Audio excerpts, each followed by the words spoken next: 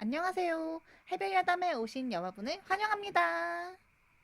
좋아요, 댓글, 구독, 알림 설정은 다음 창작을 위한 큰 힘이 됩니다.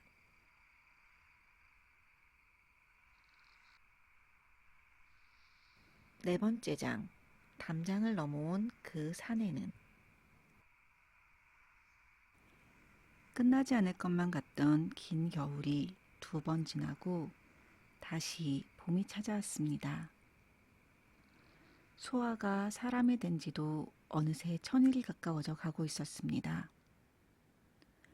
이제는 명선도 금씨 부인도 더 이상 소아를 찾지 않았습니다. 별채의 유령으로 지내는 소아를 찾아오는 이는 하루에 한 번 밥상을 들러오는 오월이뿐이었지요. 오월이는 금씨 부인 몰래 소아의 시중을 들어주며 바깥 소식들을 전해주곤 했습니다. 요즘 명선은 옆마을의 기녀 명월이에게 푹 빠져 온갖 귀한 것들을 안겨주고 있다는 소문이 온 마을에 자자했지요.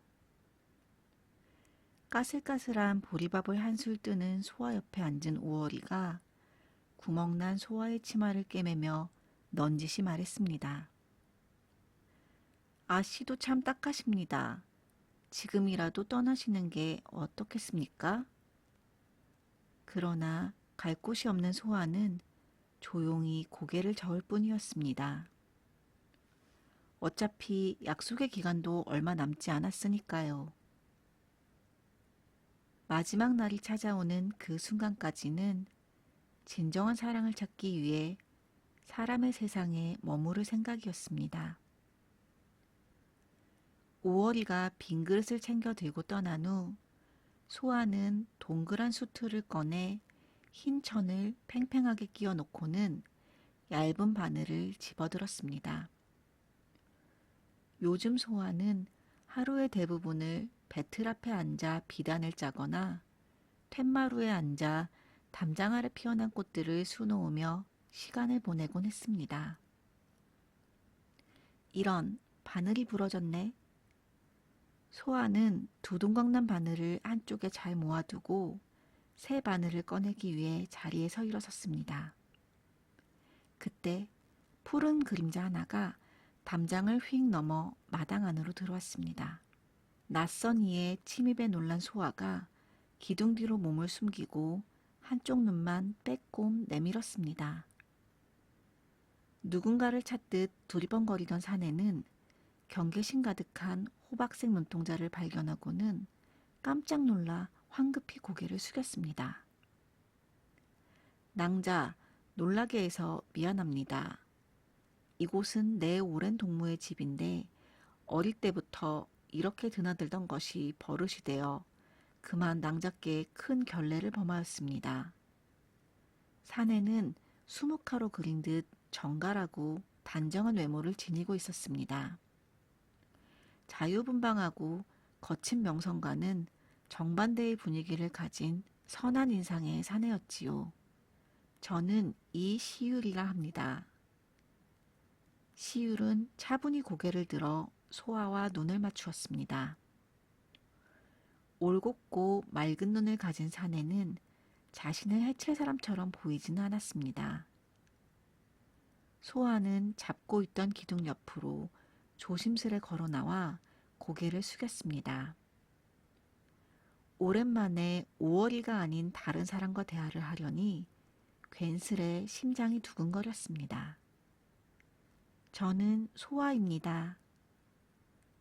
검은 눈동자와 호박색 눈동자가 허공에서 마주쳤습니다.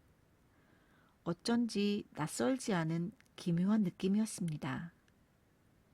그렇게 한참을 말없이 서로를 바라보다가 먼저 정신을 차린 건 시율이었습니다.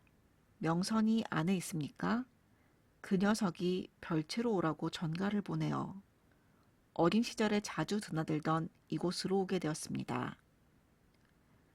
말을 이어가면서도 시율은 어쩐지 제 눈앞에 서 있는 처음 보는 아름다운 여인이 자꾸만 신경 쓰여 시선을 뗄 수가 없었습니다.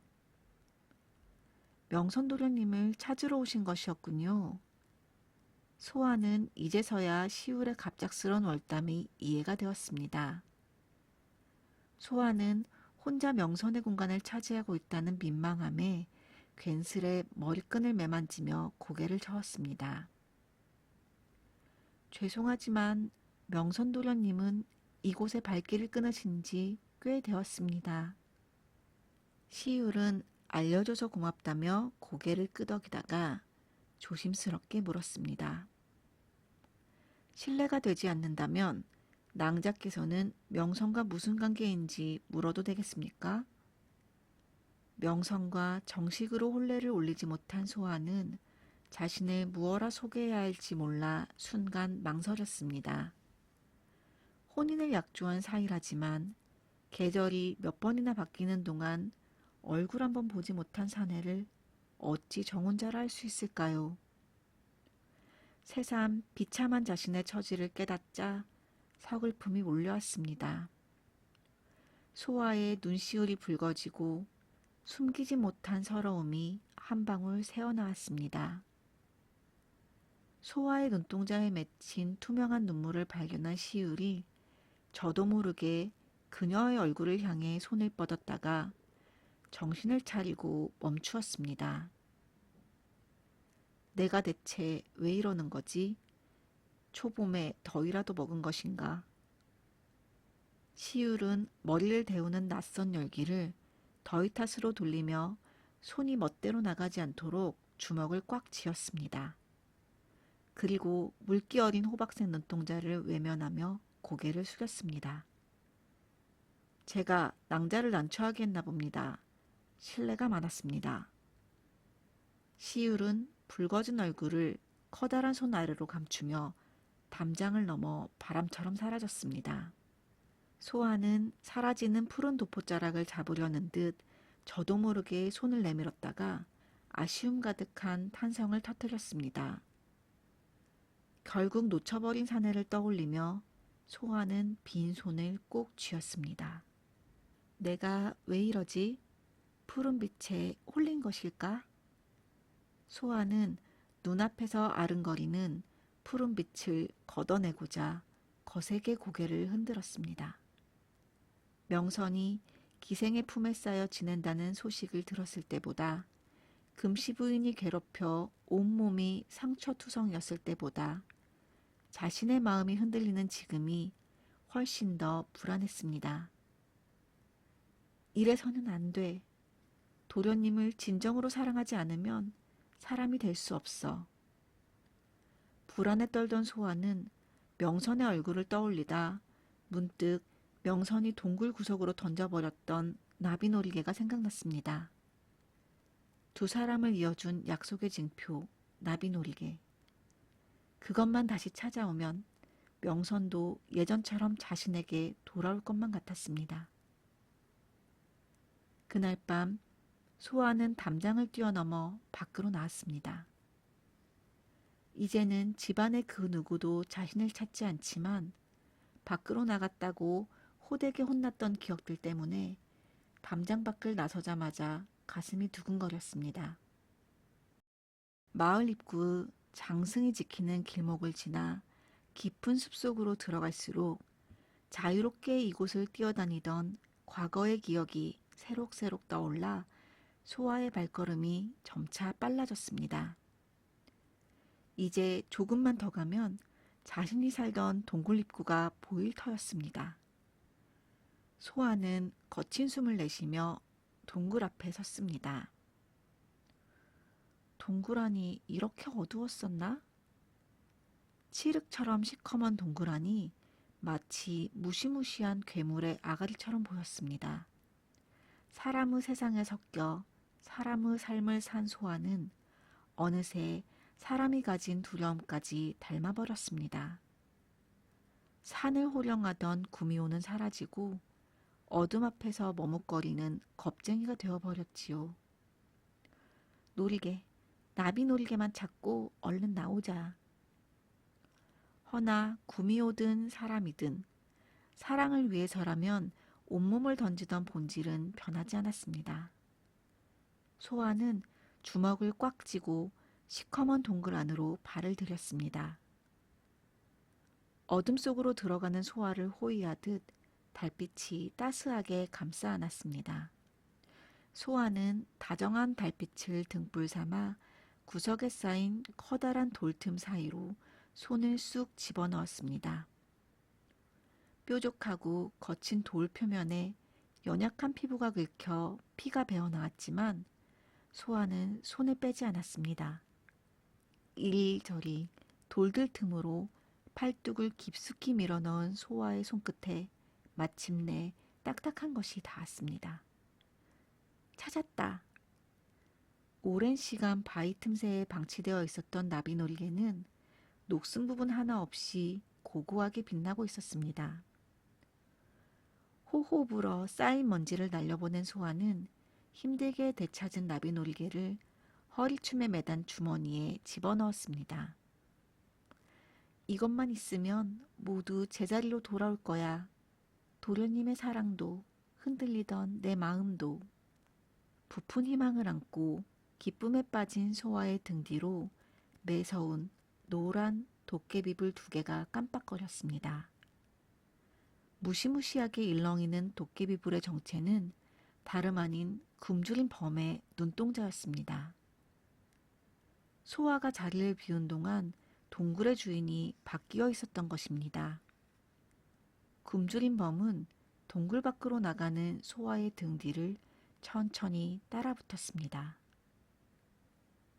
동굴을 벗어나 산을 내려가던 소아는 흰 꽃이 가득 피어난 들판 앞에 발걸음을 멈춰섰습니다.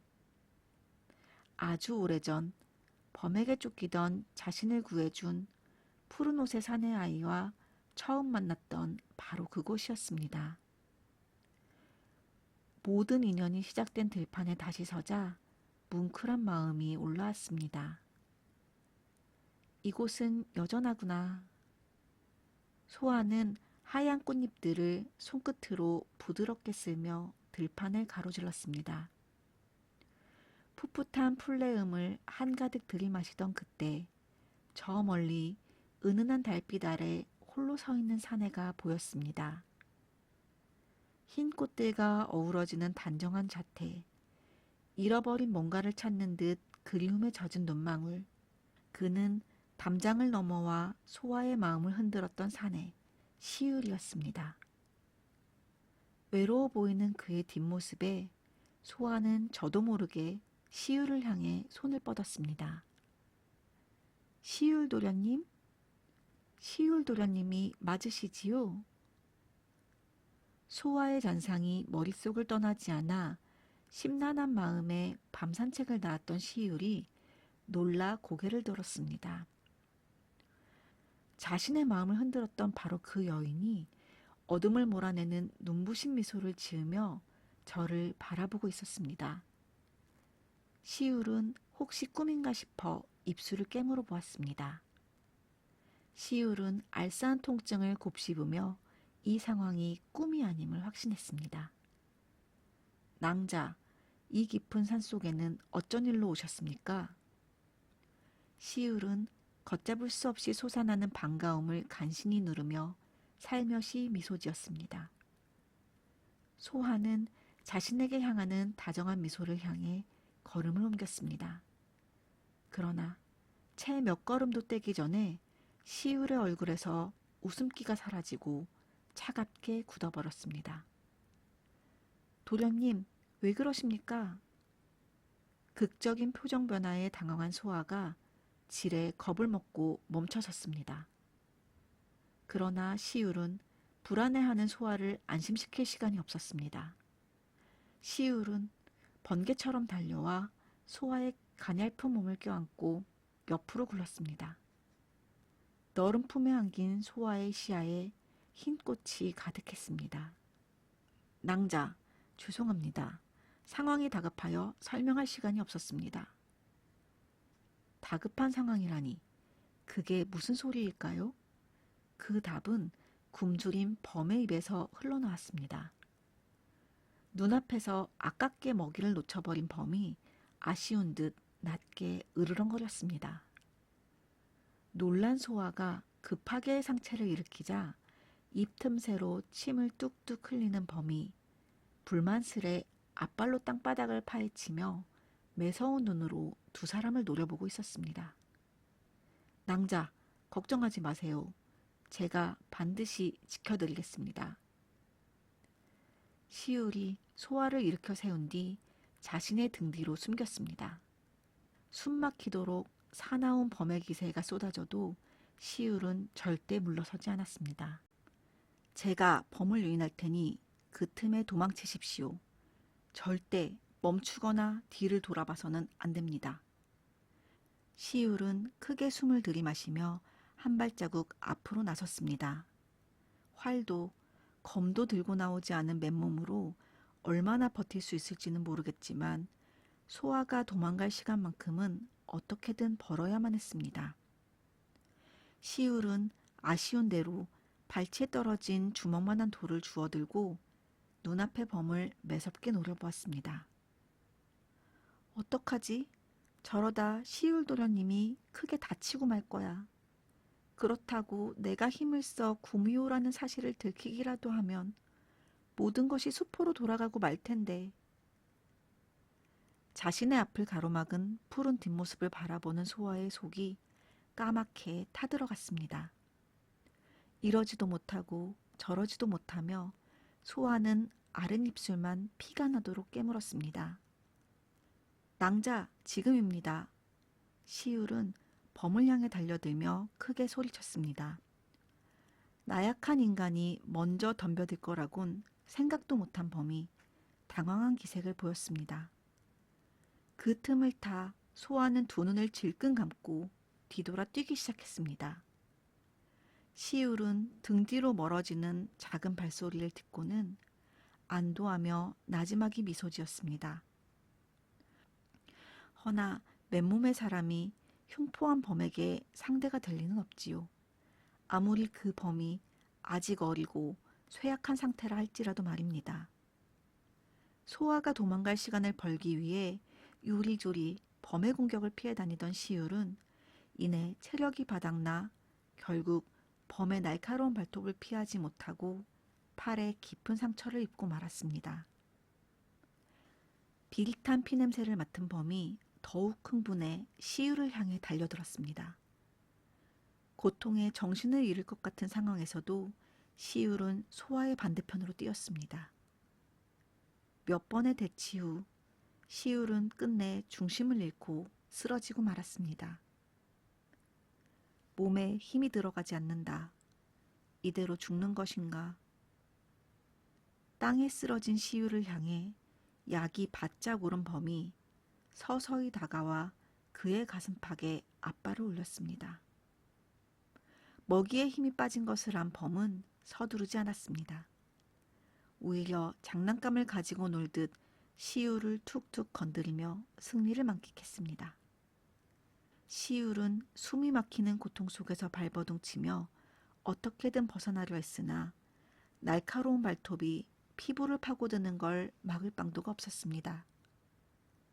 그래도 소아 낭자는 살렸으니 다행이군. 점점 흐려지는 시울의 시야 속으로 구름 한 점 없이 맑은 밤하늘이 보였습니다. 드넓은 하늘 위에서 유난히 반짝이는 별 하나가 죽기 직전의 그를 고요히 내려다보고 있었습니다. 시울은 두 눈을 조용히 감고 깊은 한숨을 토해냈습니다. 그분에게서 당장 떨어져! 시울의 목덜미를 물어뜯으려는 범의 머리통을 향해 범보다도 큰 바위가 무서운 속도로 날아왔습니다. 급하게 먹이를 놔두고 뒤로 물러선 범이 울부짖으며 소아를 향해 이빨을 드러냈습니다. 허나 소아는 무시무시한 범의 울음소리를 듣고도 눈 하나 깜짝하지 않았지요. 소아는 샛노란 눈동자를 노려보며 천천히 다가갔습니다. 눈동자를 굴리며 경계하던 범이 콧방귀를 끼며 시울의 가슴팍에 다시 무거운 앞발을 올렸습니다. 작고 연약한 사람에게 잠깐이나마 겁먹은 자신이 부끄러웠던 범은 한껏 으르렁거리며 자세를 낮추었습니다. 그 모습에 소아의 눈썹이 꿈틀거리며 호박색 눈에 불길이 아른거렸습니다. 저 어린 짐승이 나를 우습게 보는구나. 아직 나이가 어린 범은 과거 이 산을 호령하던 구미호 소아를 알지 못했습니다. 게다가 오랫동안 금씨 부인과 명선의 괴롭힘으로 쇠약해진 소아에게서는 구미호의 기운이 쉽게 느껴지지 않았습니다. 팽팽한 대치 속에서 소아의 목소리를 듣고 희미하게 정신을 차린 시울이 절망적인 목소리로 외쳤습니다. 낭자, 왜 돌아오신 겁니까? 어서 도망가세요. 저는 괜찮습니다. 시울의 안색은 이미 핏기가 가셔 안 그래도 흰 얼굴이 시체처럼 창백하게 질려 있었습니다. 당장이라도 숨이 끊어질 듯 위태로운 시울의 모습을 마주하자 소아의 이성의 끈이 툭 끊어졌습니다.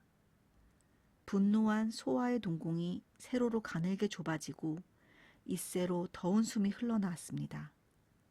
그제야 심상치 않은 기세를 느낀 범이 소아를 경계했으나 이미 늦은 뒤였지요.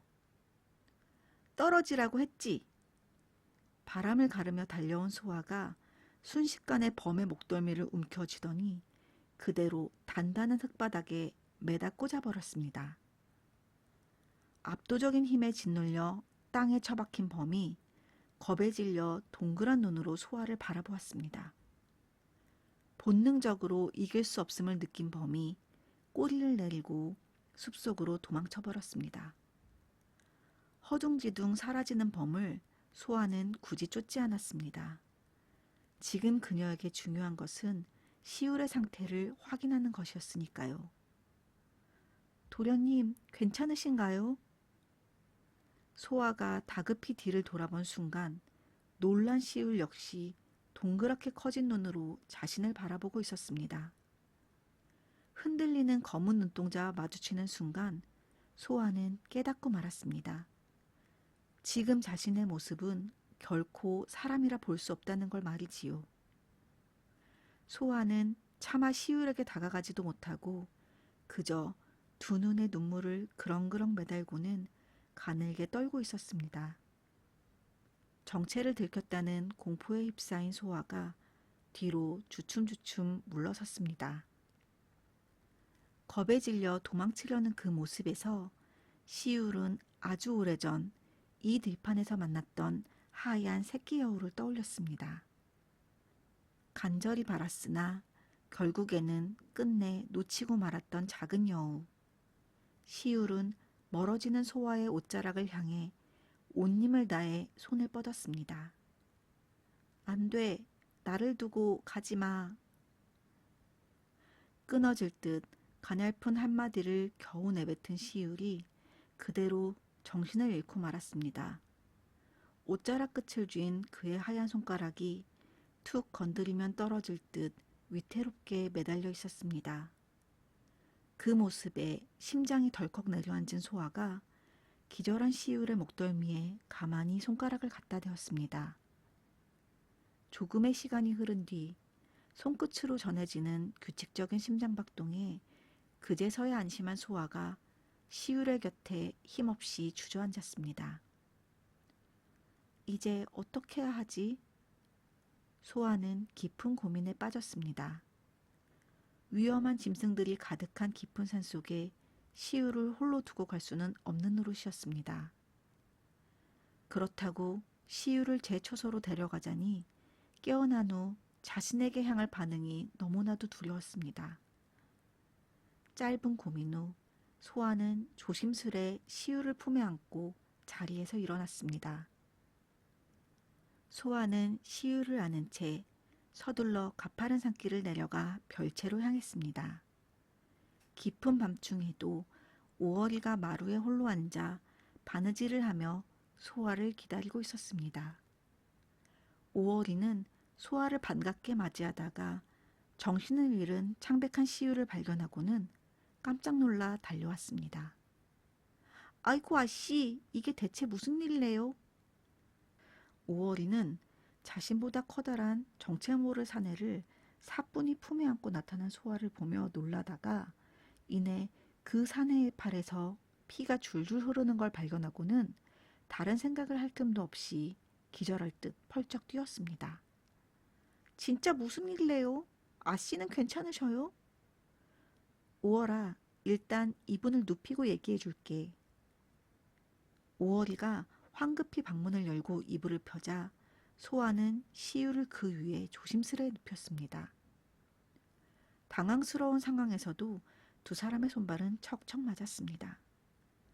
시유를 눕히고 한숨을 돌린 소아가 궁금해서 몸을 달싹거리는 오월이를 향해 설명했습니다. 이분은 명선 도련님의 절친한 친구이신 시율 도련님이셔. 산에서 범을 만난 나를 구하려다 다치셨어. 소아의 간략한 설명에 오월이는 이 밤중에 그게 무슨 개풀 뜯어먹는 소리인가 싶어 멍하니 있다가 문득 어린 시절 보았던 시율의 얼굴을 기억해내고는 제 무릎을 쳤습니다. 이분이 시율 도련님이라고요? 아이고 세상에나. 일단 급한 대로 누구든 데려오겠습니다. 오월이는 서둘러 방 밖으로 뛰쳐나갔습니다. 그 사이 소아는 깨끗한 천을 꺼내 시율의 이마에 맺힌 식은땀을 정성스레 닦아주었습니다. 피가 떨어지는 소매를 올려 상처를 살피자 발톱에 찢긴 상처 사이로 하얀 뼈가 드러날 정도로 깊은 상처가 보였습니다. 소아는 보기만 해도 눈살이 찌푸려지는 처참한 상처를 천으로 조심스레 닦아내며 깊은 슬픔에 잠겼습니다. 조금만 버티세요, 도련님. 괜찮으실 겁니다. 소아가 차갑게 식어가는 시울의 손을 주무르며 온기를 불어넣는 동안 밖으로 나갔던 오월이가 잠을 자던 개똥이를 다급하게 깨워 별채로 데려왔습니다. 오월이는 감히 아씨가 지내는 별채 안으로 들어서도 될까 주춤거리는 개똥이 엉덩이를 걷어찼습니다. 오라버니, 진짜 급한 일이라니까. 약은 챙겼지? 개똥이는 조용히 고개를 끄덕이고는 별채의 문턱을 넘어섰습니다. 야밤에 외부에서 의원을 불러들였다가는 가뜩이나 구설수가 많은 소아에게 또 안 좋은 소문이라도 덧붙을까 걱정이 된 오월이가 응급처치를 할 줄 아는 개똥이를 부른 것이었습니다. 개똥이는 주변에 아무도 없는 걸 확인한 후 커다란 몸을 웅크리고 별채 마루 위로 발을 올렸습니다. 아씨, 들어가겠습니다. 오월이는 머뭇거리는 개똥이의 손목을 꼭 붙잡고 방 안으로 들어왔습니다. 아씨의 처소에 드는 것에 곤란해하던 개똥이의 표정이 창백한 시유를 마주하자 단숨에 가라앉았습니다. 개똥이는 이내 진중한 얼굴로 시율의 상처를 능숙하게 치료하기 시작했습니다. 두 사람을 초조하게 지켜보던 소아의 얼굴에 옅은 놀라움이 번져갔습니다. 개똥이가 이런 것도 할 줄 알았구나. 참으로 대단해. 그럼요, 누구 오라버니인데요. 소아의 칭찬에 오월이의 어깨가 하늘 높은 줄 모르고 솟아올랐습니다. 묵묵히 손을 움직이던 개똥이의 귀가 붉게 달아올랐습니다. 그 모습을 발견한 오월이는 낄낄거리며 놀려대기 바빴습니다. 정겨운 두 사람을 바라보던 소아가 오월이에게 넌지시 속삭였습니다. 혹시 개똥이가 오월이 내가 맘에 둔 그 사내니? 소아의 속삭임에 귀를 기울이던 오월이가 입꼬리를 한껏 올리고 깔깔대더니 특유의 호탕한 어조로 시원스레 대답했습니다. 예전에는 그랬지요. 하지만 개똥오라버니의 마음속에 이미 다른 여인이 있다는 걸 알고는 깔끔하게 접었답니다. 가망 없는 일에 질척거리는 건 딱 질색이니까요. 오월이의 장난에 개똥이는 뭐 그런 쓸데없는 소리를 하냐고 타박하고는 다시 치료에 전념했습니다. 시종일관 오누이처럼 투닥거리는 두 사람의 모습에 심각한 상황 속에서도 소아의 입꼬리가 올라갔습니다. 이윽고 개똥이가 깨끗한 붕대로 시울의 상처를 꼼꼼하게 감싼 후 자리에서 일어섰습니다. 아씨, 급한 처치는 다 끝났습니다. 고비를 넘기셨으니 이제 괜찮으실 겁니다. 개똥이의 말대로 거칠던 시울의 숨소리가 한결 편안하게 가라앉았습니다. 소아가 진심 어린 감사를 건네자 개똥이는 묵묵히 고개를 숙이고는 더러워진 천과 약재들을 챙겨 자리에서 일어났습니다. 밤새 소아의 곁을 지키겠다며 버티는 오어리의 뒷덜미를 달랑 붙잡아 올린 개똥이가 소아에게 꾸벅 인사를 올린 뒤 방 밖으로 나갔습니다. 방 안에 단둘이 남게 된 소아는 밤새 시울의 곁을 지켰습니다. 시울의 호흡을 가만히 살피고 이마에 끊임없이 배어나오는 식은땀을 정성스레 닦아주기를 수십 번, 동이 틀 때까지 지극정성으로 간호하던 소아는 결국 밀려드는 잠을 이기지 못하고 앉은 채 눈을 감았습니다. 꾸벅꾸벅 조는 소아의 숨소리가 방 안에 자그맣게 울리는 그때 굳게 감겨있던 시울의 눈꺼풀이 천천히 열렸습니다. 여기가 어디지? 힘겹게 몸을 일으키던 시울은 제 옆에서 졸고 있는 소아를 발견하고는 신음을 삼켰습니다. 정신을 차린 시울이 눈을 굴려 상태를 살폈습니다. 깨끗하게 치료되어 있는 제 팔과 앉아서 졸고 있는 소아, 고개를 꾸벅이는 소아의 손에는 하얀 수건이 들려 있었습니다. 밤새 나를 살펴준 것인가? 혹시 누군가 본다면 큰일인데. 시울은 아직 혼인도 올리지 않은 소아가 외간 남자와 한 방에 있는 걸 누군가에게 들킨다면 폐가 될까봐 덜컥 걱정이 되었습니다. 시울은 욱신거리는 통증을 참아가며 불편하게 자고 있는 소아를 조심스레 이불 위로 눕혀주었습니다. 그리고 소아가 깨지 않도록 발소리를 죽여 방을 떠나려던 그 순간이었습니다. 기척을 느꼈는지 비몽사몽간에 눈을 뜬 소아가 다급히 손을 뻗어 시울의 푸른 옷자락을 꼭 붙잡았습니다. 도련님, 아직 움직이시면 안 됩니다. 몰래 나가려다가 잡힌 시울이 그대로 굳어버렸습니다. 잠시 갈등하던 시울이 아픈 팔을 핑계 삼아 슬그머니 소아 옆에 주저앉았습니다. 소아는 아직 잠이 덜 깬 눈을 비비고 일어나 시울의 다친 팔을 살폈습니다. 상처는 좀 어떻습니까? 급한 처치는 했지만 개똥이가 날이 밝는 대로 의원에게 보이시는 게 좋겠다고 말했습니다. 붕대를 갈아드릴까요?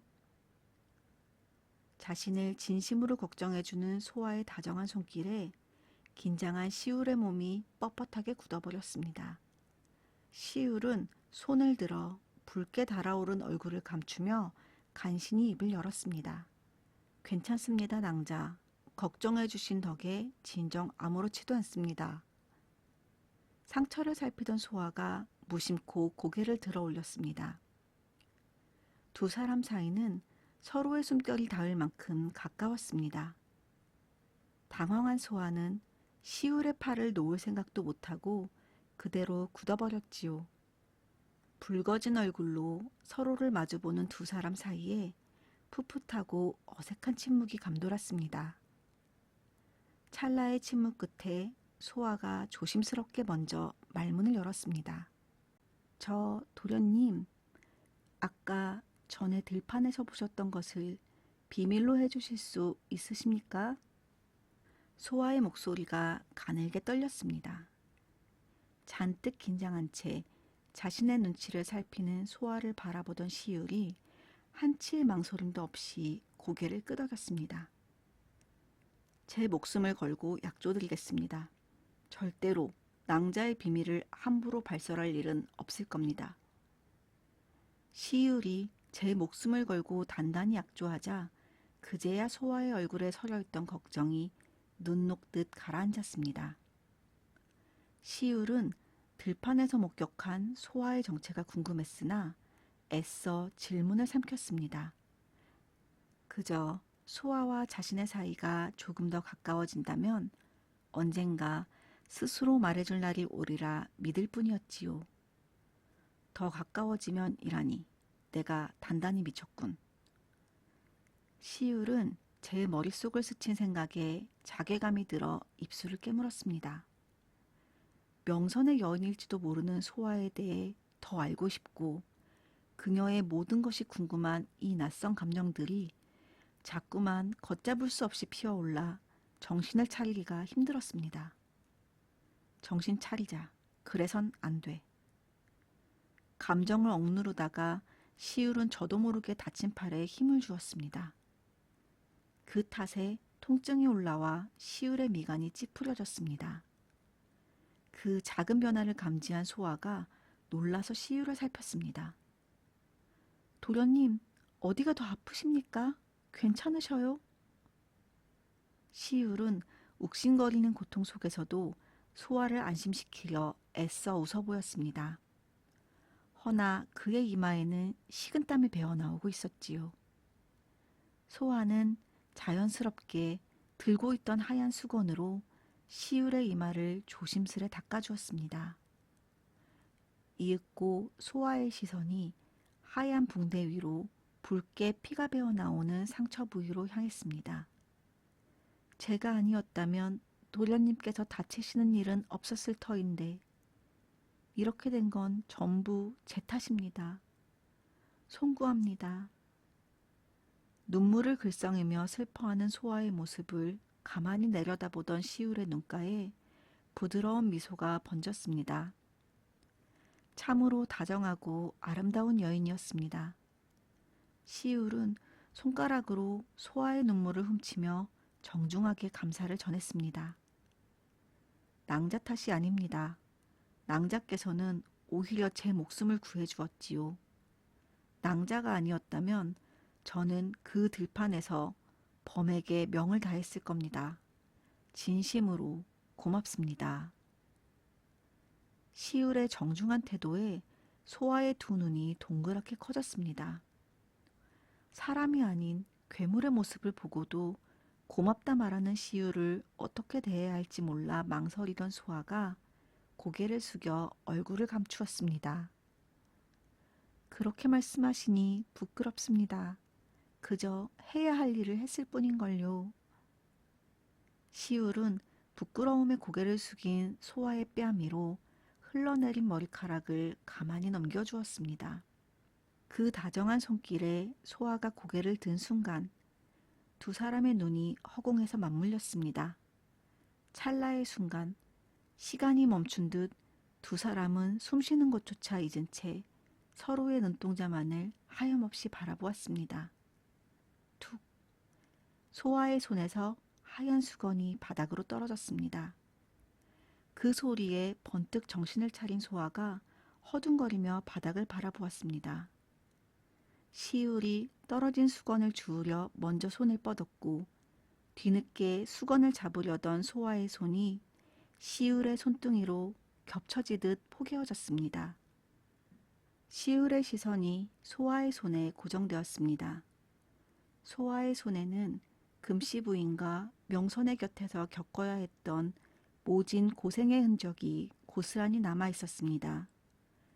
시울의 시선을 눈치챈 소아가 황급히 손을 등 뒤로 숨겼습니다.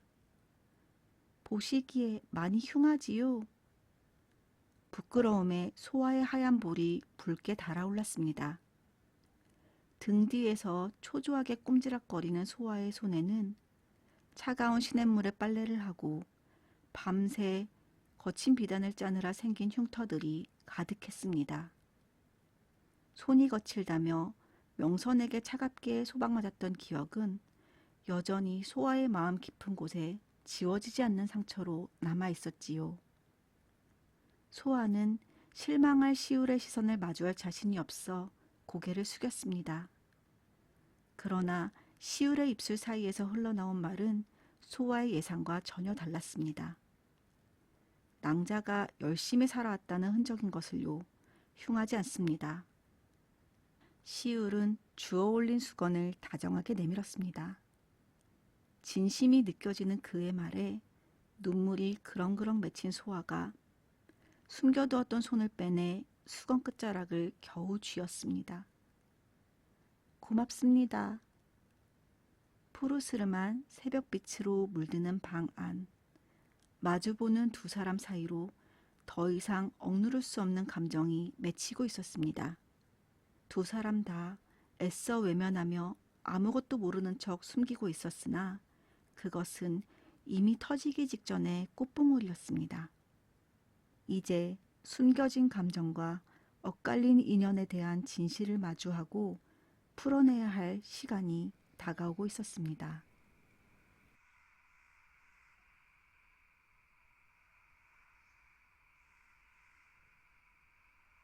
오늘의 이야기는 여기까지입니다. 잠깐! 소아랑 시우이 둘이 뭔데? 너무 설레잖아. 드디어 소아가 진정한 사랑을 찾은 걸까? 그건 다음화에서 계속됩니다. 뭐야, 알려줘. 오늘의 이야기 어떠셨나요? 어디에서 듣고 계시는지 댓글 남겨주세요. 다음 시간에 뵙겠습니다. 그때까지 행복하세요. 안녕!